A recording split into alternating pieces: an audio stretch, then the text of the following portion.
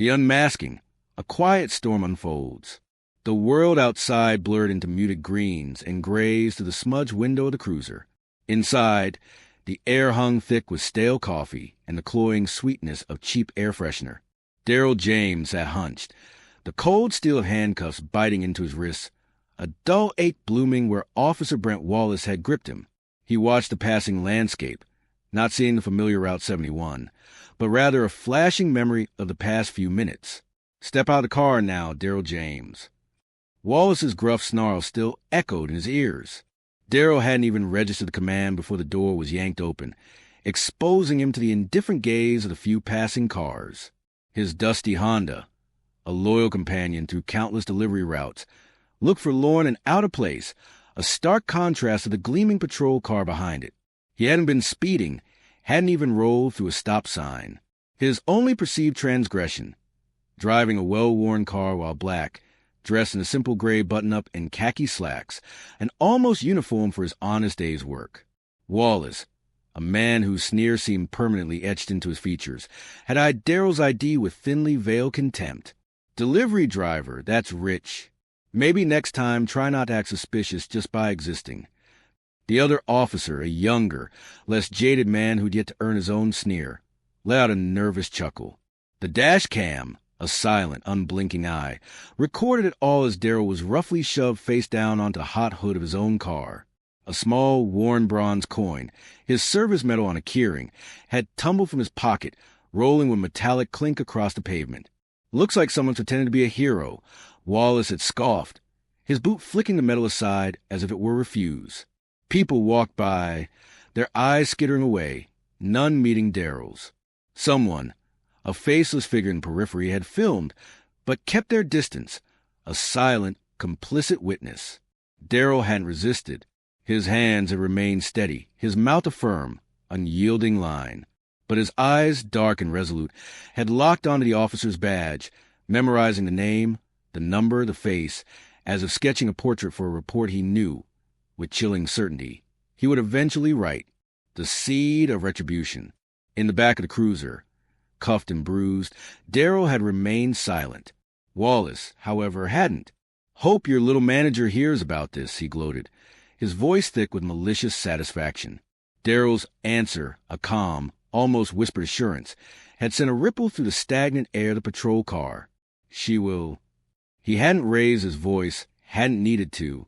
Someone somewhere had heard, and a call had been made. The unveiling. The holding room was a stark box of cinder blocks and cold metallic indifference. Daryl sat on a narrow bench, his wrists still bound, the cuffs now biting into his skin, leaving angry red welts. He didn't flinch. The pain was a dull counterpoint to the quiet storm brewing within him. Wallace swaggered in, a large fast food soda clutched in his hand, which he dropped with a loud thud onto the small metal table. "No fries for you, just questions, if you even know how to answer them." Daryl said nothing. Instead, with a slow, deliberate movement, he reached into his pocket. His fingers, despite the restraints, were surprisingly nimble. He produced a folded photograph, its edges softened with age and handling. He laid it flat on the table, carefully smoothing out the creases. It showed a young black woman in an FBI uniform, her hand raised in a crisp salute, standing beside a younger, less world-weary version of Daryl, also saluting, both framed by the iconic backdrop of Quantico. Wallace let out a dry, dismissive laugh. "Nice Photoshop. You print that off at Kinko's?"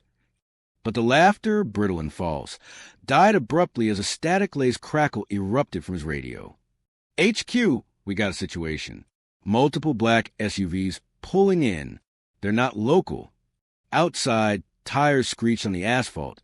A symphony of sudden, purposeful arrival." Daryl's gaze remained fixed on the photograph. A younger him smiling back. A man with less gray in his hair. A man before the system had tried so relentlessly to break him. His wife's voice, a soft, insistent echo from the past, whispered in his memory, "Don't let them take your dignity, D."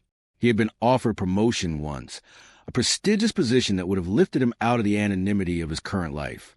He turned it down the day after his wife died, denied crucial care by an ER nurse who, in a moment of chilling apathy, hadn't believed she looked sick enough. Since then, Darryl had never worn his full credentials, choosing instead to observe, to wait, to understand. The reckoning. The door to the holding room burst open, splintering the tense silence. Wallace turned, but it was too late. A woman, sharp and authoritative in an FBI jacket, entered, her badge held high, her eyes blazing with an incandescent fury. "Get those cuffs off him now."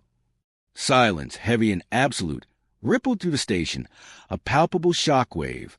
Uniformed officers, startled by the unexpected intrusion, stood frozen like statues caught in mid-action. FBI agents, a silent, efficient force, swept through the room, their movements precise and unwavering. Wallace, his face a mask of bewildered terror, stammered, What's going on here?" Darryl stood slowly, deliberately. One hand, now freed from the cuffs, adjusted the sleeve of his shirt. The other, with quiet finality, dropped the laminated badge onto the metal table. The room stilled completely. Wallace, his eyes wide with dawning comprehension, instinctively took a step back, as if scalded by the truth emblazoned on the badge. The name printed in bold stared up at him. Darryl James, Federal Internal Affairs Investigator. Darryl didn't shout. He didn't gloat. He simply looked Wallace dead in the eyes, his voice calm, steady, and devastatingly clear. "I'm not here for revenge. I'm here to fix what people like you have broken." Behind him, Agent Doyle, the woman who had burst into the room, nodded grimly. "He's been undercover for 3 months. You just gave us everything we needed." The same keyring, the one Wallace had so carelessly kicked aside, now glinted under the harsh fluorescent lights on the floor. Darryl picked it up, his thumb running across its worn surface, a silent testament to a journey endured. He walked away, each step measured, deliberate. He paused at the door, turning once more. His voice, quiet but resonating with undeniable authority, cut through the lingering tension in the room. "Don't apologize to me. Apologize to every man you laughed at and didn't see." There was no applause, no triumphant music, just a hallway echoing with the soft thud of Darryl's footsteps and the crushing weight of Wallace's shame. Darryl James had won by shouting, by fighting fire with fire. He had won by standing still, a beacon of quiet dignity, while the intricate, corrupt system around him unraveled, exposed by its own egregious overreach. His silence wasn't weakness. It was strategy, a testament to the profound power of quiet integrity in the face of loud injustice. What aspects of this story resonated with you the most, and why?